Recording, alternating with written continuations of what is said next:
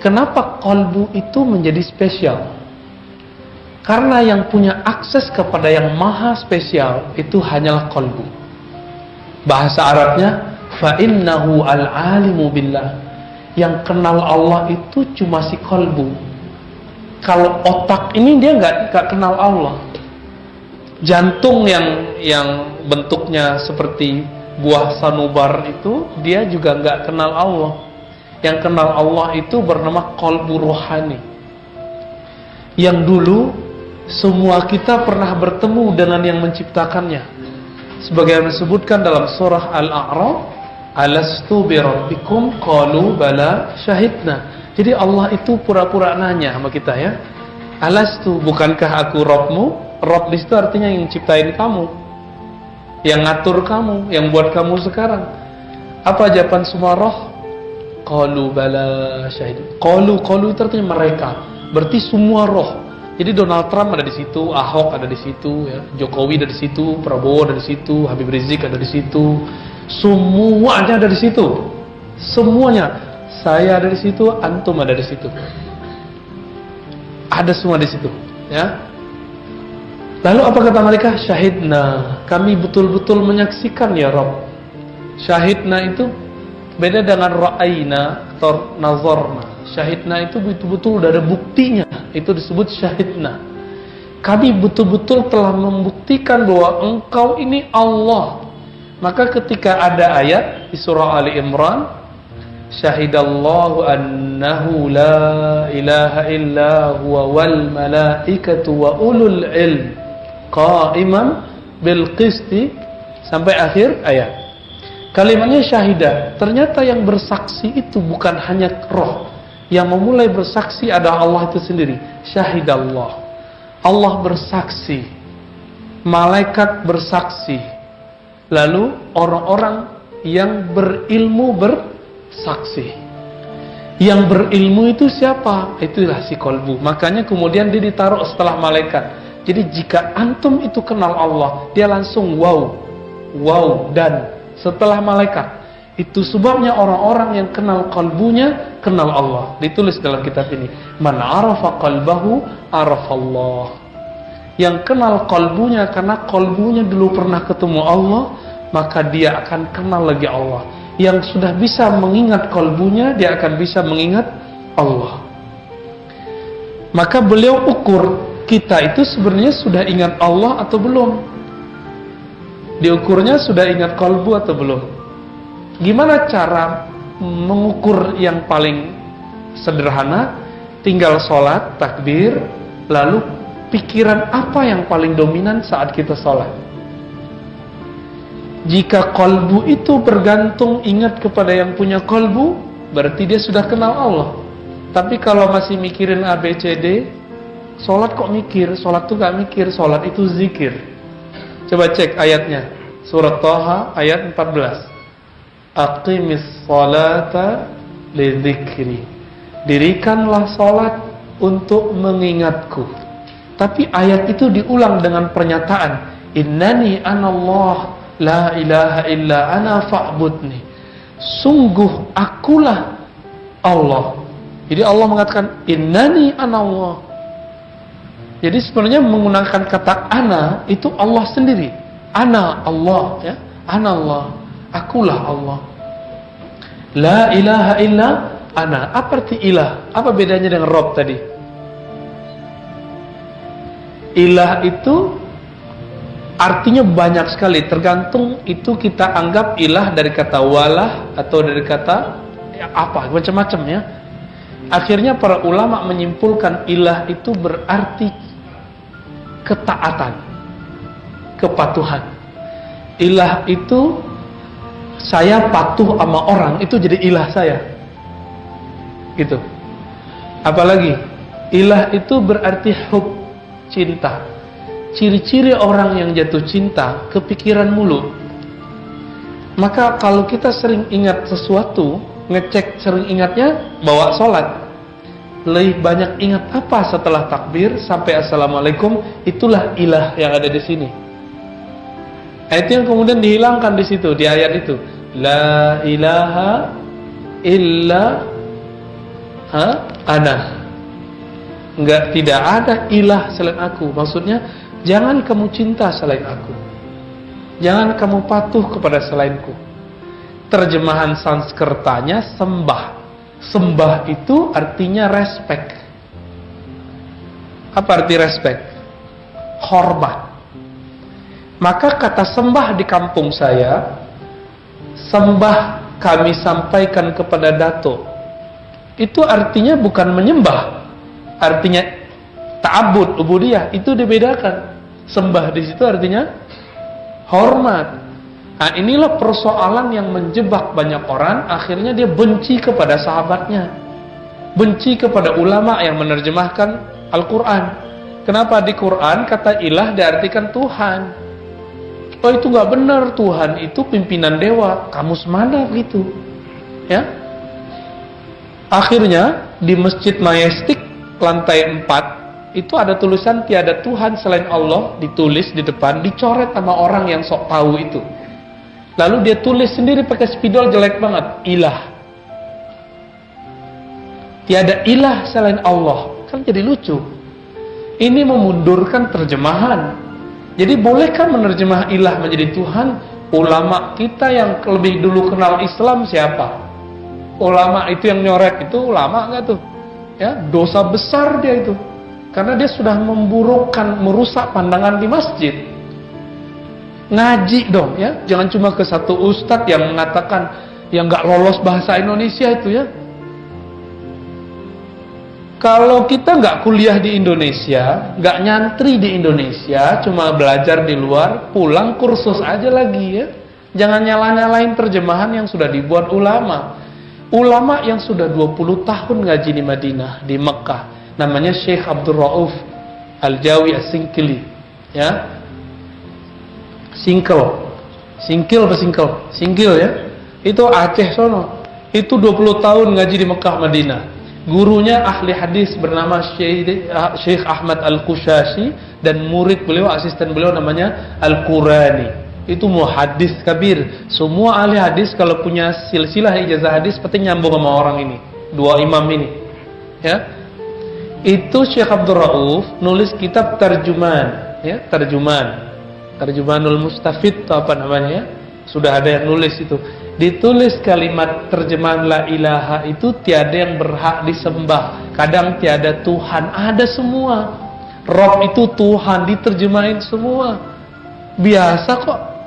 Lebih lama dia ngaji daripada kalian yang mengharamkan kata Tuhan. Tinggal T-nya gede atau kecil. Belajar dong huruf kapital bahasa Indonesia. Gergetan kita sudah ya. Jadi kita kalau sudah bilang tiada Tuhan selain Allah, langsung dia berangkat pergi. Gak mau lagi ngaji sama kita. Dianggap kita ini penyembah berhala. Betapa jahilnya itu orang. Gak tahu nanya. Baca buku-bukunya. Abdul Rauf As-Singkili abad keberapa? Gak tahu. Baca sendiri deh ya. Sehingga jadi Islam ini bukan barang baru di negeri ini. Terjemahan ilah bukan barang baru di negeri ini. Gitu. Ya. Tapi kalau udah bahas akidah gitu, saya jadi agak sedikit naik suaranya ya. Udah, kita kembali ke kolbu lagi deh, biar adem. Allahumma sholli ala Muhammad. Allahumma sholli ala. Apa kata Imam Ibnu Qudamah? Wa aktsarun nas jahiluna biqulubihim. Nah, itu kalimatnya. Kebanyakan orang itu tidak kenal qalbunya wa nufusihim, dirinya. Beliau ini ahli hadis, nggak mau menggunakan sebuah kalimat yang masyhur di kalangan ahli zikir, ahli qalbu, ahli sufi, ahli tazkiyatun nufus, terserah antum mau sebut mana, orangnya sama kok ya. Ini persoalan lama lagi tuh ya.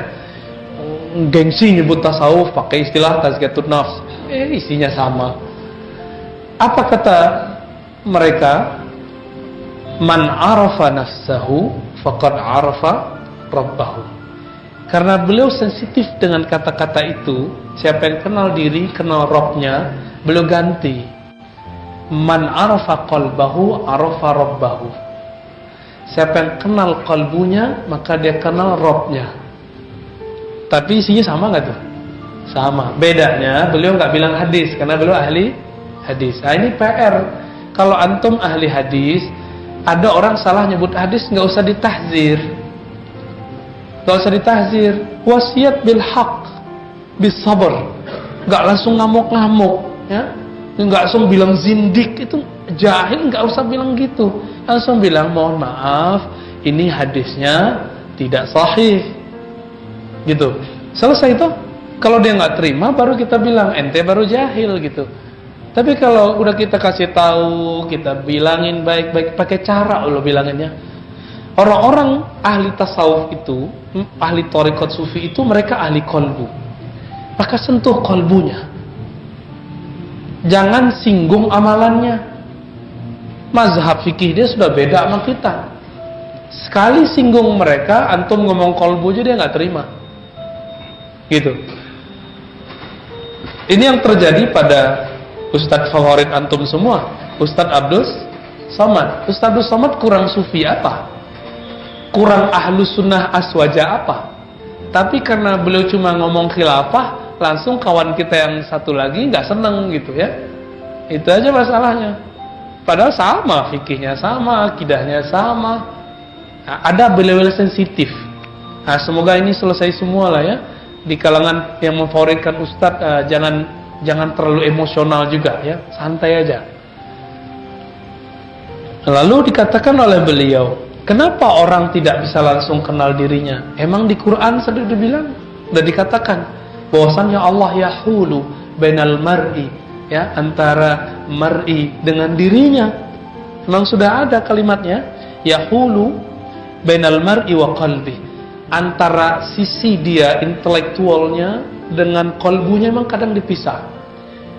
Coba aja cek, kita udah berusaha untuk khusyuk, nggak bisa khusyuk-khusyuk, pikirannya jalan kemana-mana. Artinya antum nggak berkuasa menguasai kolbu. Kenapa kolbu nggak bisa kita kuasai dalam sholat? Kok nggak bisa dikontrol itu kepikiran kemana-mana itu? Padahal kalau sholat udah pakai baju koko, udah pakai kopiah, udah pakai gamis, bahkan pakai sarung, bahkan ternyata khusyuk bukan di situ. Bahkan jenggot pun kita panjangin. Kenapa? Karena jenggot itu tidak menyebab khusyuk. Ya, baju koko tidak pernah menyebabkan khusyuk. Dia itu bab fikih, nutup aurat. Jenggot itu bab performan, az-zinatu wal libas dalam Sahih Bukhari ya. Lalu di mana khusyuk itu? Khusyuk itu di kolbu. Khusyuk itu cuma di kolbu. Ya. Tapi khusyuk itu mainannya adalah pandangan kolbu. Karena khusyuk itu berkaitan dengan pandangan. Ikhwan akhwat fillah, bapak saudara yang melakukan Allah, gimana caranya mengenal kolbu? Itu nanti. Nah, sekarang kita ketahui diagnosa dulu, kolbu kita yang mana nih? Kolbu yang terganggu atau bukan? Maka kolbu dibagi 3. Kolbu yang sakit, kolbu yang mati, dan kolbu yang sehat. Insya Allah yang hadir ini kolbunya nggak ada yang mati, alhamdulillah ya. Tapi kalau sakit mungkin ada. Ceknya gitu aja Pak. Kita suka makan, misalnya suka makan sayur asem, suka makan rendang, suka makan soto, sop iga. Tapi sekali ini orang buat, kita kayak mau muntah. Itu salah makanannya apa salah badan kita nggak enak? Kita yang nggak enak. Jangan salahkan makanannya. Ketika sholat nggak enak, bukan karena suara imam nggak enak. Khusyuk itu bukan pada suara yang enak. Kalau suara enak itu kita sebut sholatnya dengan suara merdu, bukan dengan khusyuk, itu beda. Misalnya imamnya suaranya merdu, terus antum nangis, kita tanya, nangisnya ingat kampungnya? Contohnya malam takbiran, nangis nggak? Kenapa? Ingat emak di kampung, ingat dulu bawa obor di kampung, ya? Ingat dulu takbiran waktu di kampung. Itu bukan tangis karena Allah, itu tangis karena kangen pulang kampung. Tapi itu udah kabar gembira. Apa kabar bergembiranya? Kalau udah bisa nangis berarti kolbunya udah lembut. Cuma kabar nggak gembiranya, Imam Ibnu Mubarak nulis kitab Az-Zuhud, ilmu kolbu. Apa kata beliau? Tangisan itu ada lebih dari 9, kira-kira 9 lah, 9. Semuanya bukan karena Allah kecuali satu, yaitu tangis karena takut kepada Allah, harap kepada rahmat Allah. Takut karena dosa, kemudian disiksa Allah, nangis. Nah, itu dia. Itu yang bisa madamin api neraka. Kita udah sholat, takut tidak diterima oleh Allah, lalu ada harap Allah terima. Muncul tangisan itu. Maka tangis itu ada dua. Tangis karena sedih, takut, atau tangis karena bahagia. Ketika seorang anak dapat juara, pertama kali dapat juara dia nangis. Itu lagi sedih atau bukan? Orang tua yang sudah jadi orang tua nih ya, yang sudah punya anak tuh udah tua walaupun punya uban ya. Anaknya juara, tiba-tiba kita berlinang-linang air mata ya. Kata teman, matamu kenapa bro? Cowok kok nangis? Ya ternyata kita terharu anak kita dapat juara. Atau hafal surat Amma Yatasaalun, atau hafal juz Amma, kita terharu. Ya Allah, aku gak hafal surat ini, anakku hafal. Itu tangisan apa? Itu tangisan bahagia. Tangisan bahagia. Tapi kalau nonton TV, ada mama, mas-mas, bapak-bapak, rumahnya biasa, parah lah ya, nggak standar, datangi sama tim TV, bedah rumah, dibilangin, ini ada duit bantu untuk bedah rumah, nangis dia. Itu nangis apa tuh?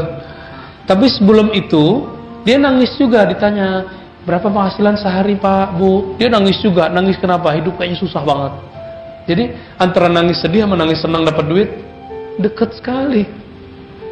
Dekat sekali. Ikhwan akhwat fillah, saudara bukan Allah. Si kolbu itu tidak disifati dengan nangis.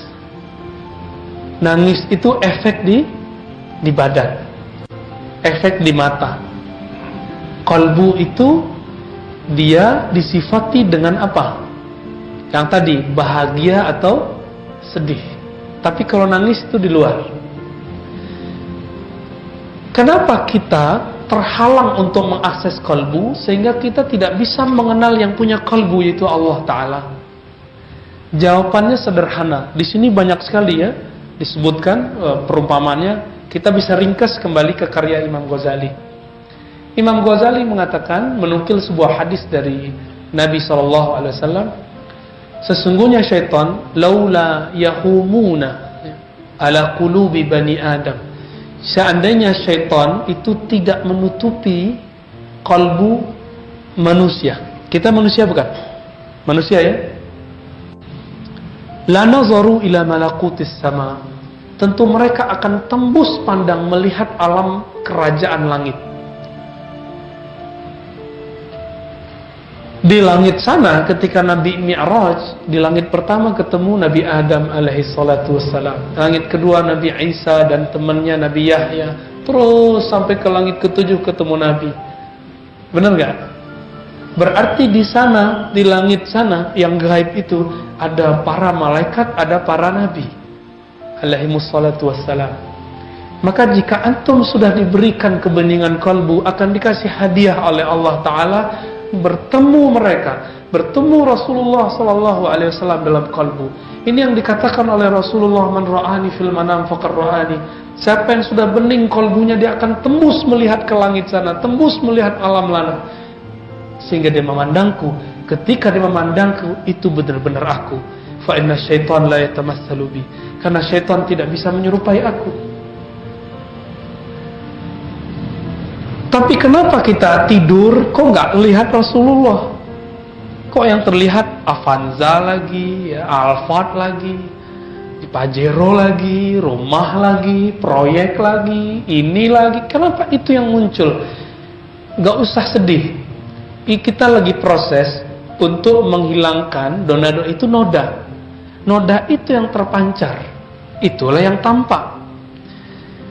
Teman-teman semua, Nabi mengatakan, an-nasu niyamun idza matu intabahu. Orang-orang itu sebenarnya dia tidur. Kita itu tidur. Orang tidur melek atau merem. Jadi nggak bisa lihat kan? Ketika mereka mati, basirah pandangan matanya baru bangun, baru jaga, baru melek. Makanya Umar mengatakan, mutu qabla an tamutu, sebelum kamu benar-benar mati, kamu melek dululah tentang alam akhirat. Itu disebut mati sebelum mati. Gimana caranya? Sebelum betul-betul memejam mata dan tidak pernah lagi membukanya, maka kita belajar zikir, zikir memejam mata. Nah, itu ada tekniknya. Ya. Ada caranya, dan itu diijazahkan guru kita dari gurunya sambung sampai kepada Ali bin Abi Thalib, kepada Abu Bakar, kepada Umar, Utsman, kepada Abu Hurairah, Salman Al-Farisi, dari Nabi SAW. Nggak bid'ah. Tapi ada orang yang tidak punya pemahaman itu, tapi dia nggak ngerti, dia buat hukum. Oh, nggak boleh zikir pejam mata, mirip sama Buddhis. Dari mana itu ya? Kalau begitu antum yang pakai tasbih mirip Buddhis dong. Ya. Kita pergi haji pakai baju ihram enggak ada jahitnya, mirip apa pendeta biksu enggak? Mirip sekali. Ya, warnanya aja bedanya. Maka Imam Ghazali mengatakan manusia itu punya roh. Rohnya itu satu jenis dengan malaikat. Jadi ini kabar gembiranya. Jadi antum itu punya roh. Rohnya itu makhluk langit. Tapi nyampe di sini kok pesek-pesek gitu ya. Kok ada yang brewok, ada yang enggak gitu ya. Ada yang macam-macam deh. Ada kemajuan perut, ada yang kemajuan pipi, macam-macam. Kenapa beda? Nah, ini tubuh. Ini tubuh mirip kayak hewan. Mirip persis. Kita punya bulu, si monyet punya bulu. Jadi jangan bangga dulu kalau dadanya berbulu ya. Itu saudaranya sama gorila tuh. Ya, jangan bangga dulu kuat ya. Itu kalah sama kerbau. Kalah. Maka ketika kita betul-betul jadi manusia, kita nggak hanya ngurusin tubuh. Antum silakan ikut fitness, tapi jangan dewakan tubuh ini. Ya, sengsara nanti ya. Capek. Yang emang kerjaannya harus butuh wajah gagah, cantik, jangan terlalu memanjakan muka ini. Suatu saat dia akan keriput kok. Ya. Wajah yang cantik itu kan yang kita baca dalam iftitah. Wajah tuh, wajahnya itu wajah apa? Bukan wajah ini, tapi wajah kolbu. Karena kolbu itu hanya mau menghadap kepada Allah. Lalu sekarang kok ketika sholat kolbu kita nggak bisa berkiblat kepada Allah. Tubuh udah ke Ka'bah, mata udah ke tempat sujud. Apalagi kurangnya? Kurang kolbunya, ketutup. Apa yang menutupinya? Pertama disebut dengan karakter hewan ternak. Apa karakter hewan ternak?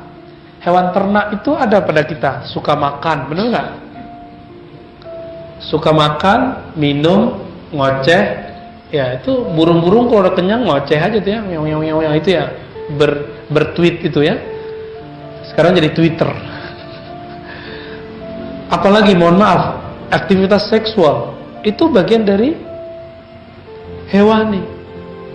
Maka pembeda kita dengan hewan, makan, minum, tidur, ngomong dimulai dengan basmalah. Jadi minum itu dengan bismillah.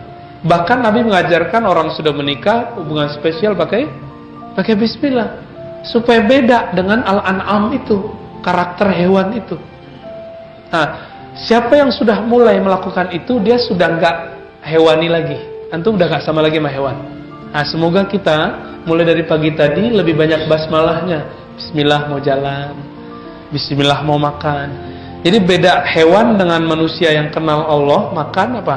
Makannya orang kenal Allah, dia makan karena ingin kuat mengabdi kepada Allah, supaya kuat nanti berdiri di hadapan Allah, supaya kuat nanti jalan menafkahi hamba Allah bernama anak istri. Itu. Maka makannya orang yang kenal Allah bukan karena dia ingin memenuhi perutnya, bukan karena ini enak nih, enggak. Udah begitu belum? Kita latihan ya sama-sama. Ntar malam yang mau makan, coba ya Allah saya mau makan karena ingin mengabdi kepada Engkau. Tolong kuatkan satu suap ini untuk menjadi modal untuk ibadah kepada engkau dalam ibadah formal ataupun ibadah sosial. Antum kerja itu kan ibadah juga. Saya bolehkah sholat itu kalau nggak ada orang lihat, terus sholat maghrib saya buat 2, boleh nggak? Kan nggak ada orang lihat. Kalau antum udah buat ibadah itu masuk ke wilayah kerja, kerja itu ibadah loh ya. Kerja itu ibadah. Beranikah saya korupsi waktu? Beranikah saya korupsi duit? Nggak berani. Kenapa? Saya anggap ini ibadah. Langsung dipandang sama Allah, CCTV nggak perlu. Nggak perlu. Coba mulai besok pagi, ketika bangun katakan, ya Allah, aku sekarang mau ibadah sosial. Kerja. Coba rasain nikmatnya hidup. Sehingga kita dari bangun tidur sampai tidur lagi itu bersama Allah. Sujudnya orang kerja adalah kepatuhan, tidak korupsi. Rukuknya dia adalah menghormati pakem-pakem dari Allah. Ketika ini haram dia nggak ambil, ini syubhat tidak jelas dia tidak ambil. Itu sudah ruku lagi kerja. Maka orang-orang yang sudah ruku dengan ruku yang formal, buktikan. Ketika orang beda sama kita masih respect, kita kasih tahu dengan baik. Kita jadi atasan, ada kesalahan di tim kita nggak hardik dia. Kenapa? Kita pribadi yang ruku. Kalau nggak, antum an'am. Ya, sama kal an'am, balhum adol. Balhum adol itu apa? Nggak disebutkan di situ. Balhum adol itu disebutkan di Quran ayat yang lain. Ya, masih di surat-surat yang berdekatan juga, bahkan di dalam surat itu juga. Maka disebutkan di Quran seperti kamasalil kalb, seperti anjing guguk. Anjing guguk itu sifatnya buas. Ini yang disebut. Jadi dulu saya bertanya panjang lama. Ulaika kal an'am, mereka itu seperti binatang ternak, tapi lebih sesat. Lebih sesat itu apa? Oh, ternyata ada karakter binatang buas. Siapa yang menjelaskan itu? Imam Ghazali.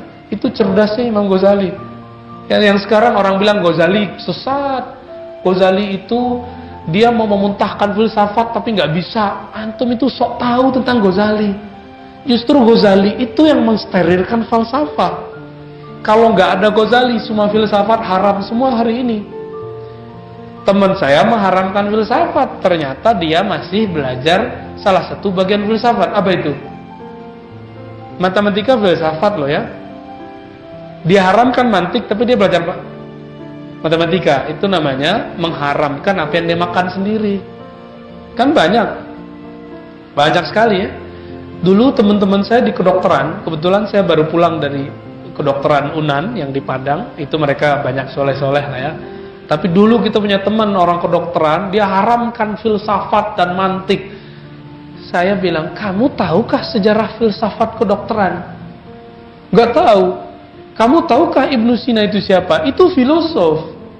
Kamu tahukah Ibnu Qayyim yang kamu puji-puji setiap hari dengan Syekhul Islam itu siapa? Itu dokter. Dan dia menukil filosof namanya Jailinus.